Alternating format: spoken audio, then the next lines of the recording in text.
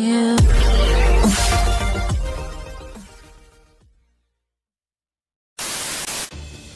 COMELEC chairman na si George Garcia ayaw paawat sa pamimira kay Congressman Rodante Marcoleta patungkol sa INC Peace Rally. Ani pa ni Garcia, mga idol, ay huwag gamitin ang Peace Rally para sa pamumulitika. Tawag pa niya rito ay e-politiko. Inaasahan naman kasi na magsasalita si Congressman Rodante Marcoleta sa rally sapagkat miyembro ito ng INC. Batid din na malaki ang galit ni COMELEC chairman George Garcia kay Congressman Marcoleta dahil nabisto nito noon ang mga bank accounts niya na kay daming pumapasok na pera para sa illegal na transaksyon sa COMELEC. Pero bago ang lahat, mag-subscribe na sa aking YouTube channel para updated ka sa mga bagong balita. Buladas nga ni Commission on Elections Chairman George Garcia na bawal di umano ang EPAL sa Peace Rally ng Iglesia ni Cristo.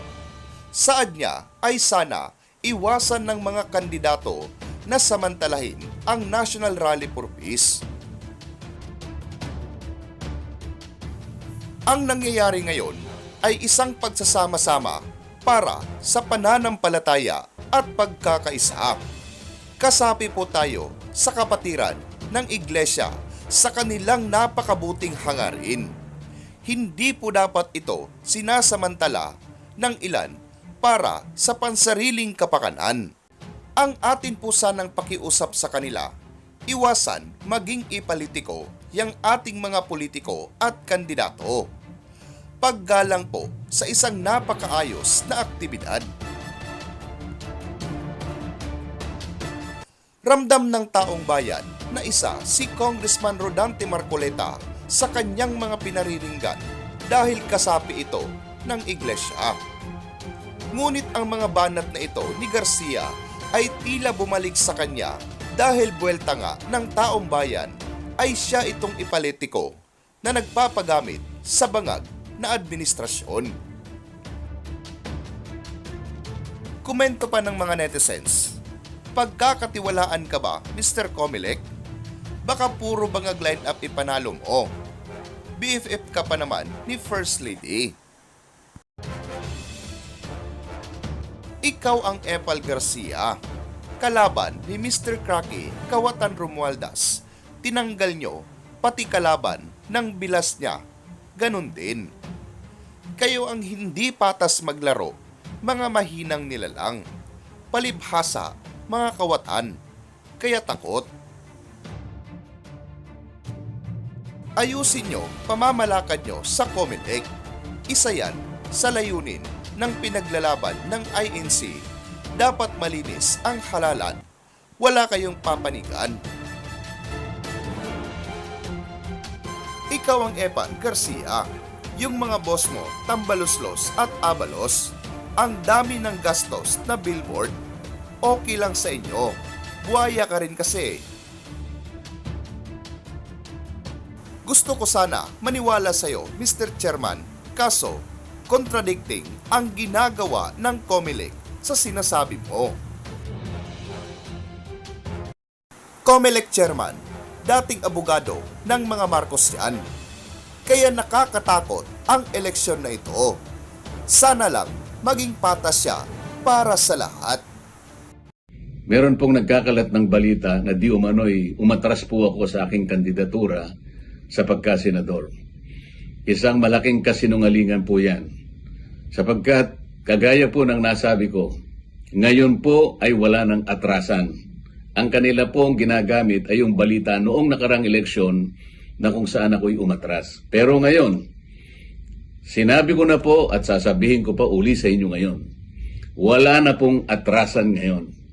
Yan pong nagpapakalat ng balita na yan, palagay ko, ay yung mga kasamahan ng aking mga kasama na nang-agaw sa akin ng kopya. Mga salbahe talaga yan. Huwag po kayong maniniwala sa kanila.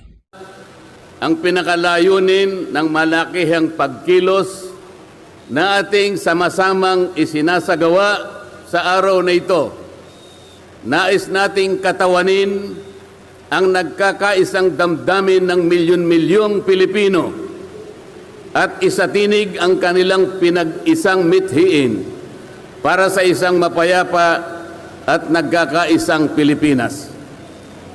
Kaugnay nito, binanggit din po ang ating kagustuhan na ipaalam sa mga opisyales ng ating pamahalaan ang ninanais at pinapangarap na maayos at epektibong paglilingkod at paglutas sa lumalalang kahirapan na pinalubha pa ng katiwalian at korupsyon, kalamidad, kriminalidad, bangayang pampolitika at iba pa.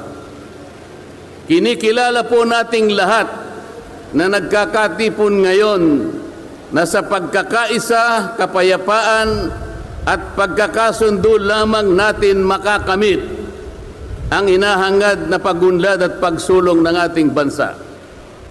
Sa bahagi po naman ng kapatid na Romel Topacio, tinindigan ang pagtitipong ito ng Iglesia ni Cristo ay konkretong kahayagan ng suporta sa naunang pahayag ng Pangulong Bongbong Marcos na hindi sasang-ayon sa isinusulong na impeachment laban kay Vice President Sara Duterte. Kinatigan din po ng Iglesia ni Cristo ang posisyon ng Pangulo na ang impeachment ay hindi makapagdudulot ng kabutihan sa buhay ng kahit isang Pilipino. Hindi lamang ito pag-aksaya sa oras ng pamahalaan, kundi makakahadlang din sa pagre-resolba sa marami at pangunahing problema ng bansa. Mataas na presyo ng bilihin, mababang kalidad ng edukasyon, infrastruktura, serbisyong pangmedikal, kriminalidad, seguridad at iba pa. Higit sa lahat, ang pagsusulong ng impeachment ay mauuwi lamang sa pagtatalo-talo at papagkakampi-kampi, hindi lamang ng mga mamamayan, kundi pati na rin ng mga opisyalis ng gobyerno. Ipinaalala rin na kapag nagtatalo-talo ang mga nasa pamahalaan, apektado ang taong bayan, at kapag magulo ang bansa, ang mga tao ang kawawa.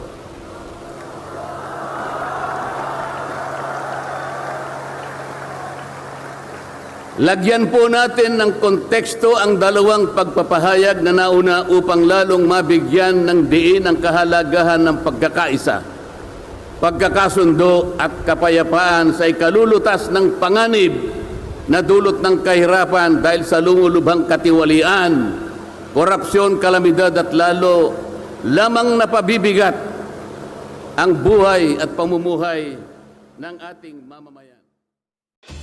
Tuloy-tuloy na nga mga idol ang laban ni Congressman Rodante Marcoleta sa pagkasenador ngayong darating na halalan.